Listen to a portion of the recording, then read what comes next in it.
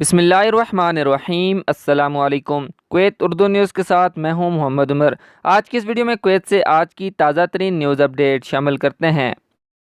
خبر ہے کہ کویت کے بین الاقوامی ہوائی اڈے پر ہموار اور حتمی الامکان اقدامات کے درمیان کویت کی پیشگی حجاج کی پروازوں نے مکہ مکرمہ سے وطن واپسی کا آغاز کر دیا ہے۔ ڈی جی سی اے کے آپریشن منیجر منصور الہاشمی نے بتایا ہے کہ directorate general of civil aviation نے ہائی سیزن کے اختتام کے بعد وطن واپس آنے والے عازمین کے استقبال کے لیے پہلے ہی ایک غیر واضح طور پر مربوط اور اسٹریٹجک خاکہ تیار کر لیا ہے۔ انہوں نے مزید کہا ہے کہ ہوائی اڈے پر متعلقہ اداروں کے درمیان تعاون کی بات کرتے ہوئے حجاج کا وطن واپسی پر استقبال کرنے کا عمل مکمل طور پر آسان اور ہموار موڈ میں طے پایا۔ سعودیہ عرب کی 2 پروازیں جس میں 355 عازمین سوار تھے پیر کو کویت کے بین الاقوامی ہوائی اڈے پر اتری ہیں۔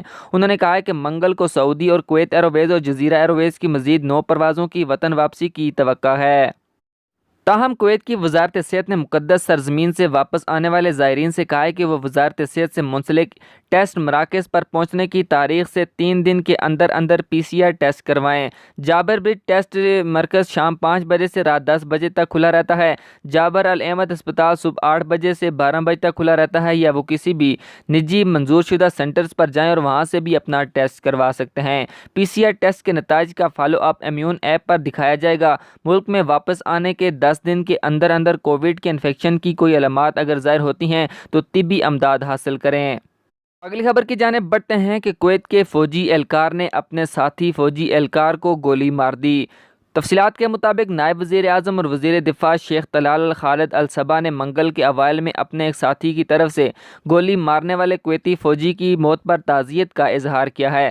شیخ طلال الخالد اس افسوسناک واقعے کی مذمت کرتے ہیں جو ہمارے قدامت پسند اسلامی معاشرے کی اقتدار کی منافی کرتا ہے۔ واقعے کے فوراً بعد وزیر نے واقعے کی تفصیلات اور حالات کے لیے آرمی جنرل اسٹاف میں ملٹری سیکورٹی ڈائریکٹوریٹ کے رہنماؤں کے ساتھ ایک میٹنگ بلائی ہے۔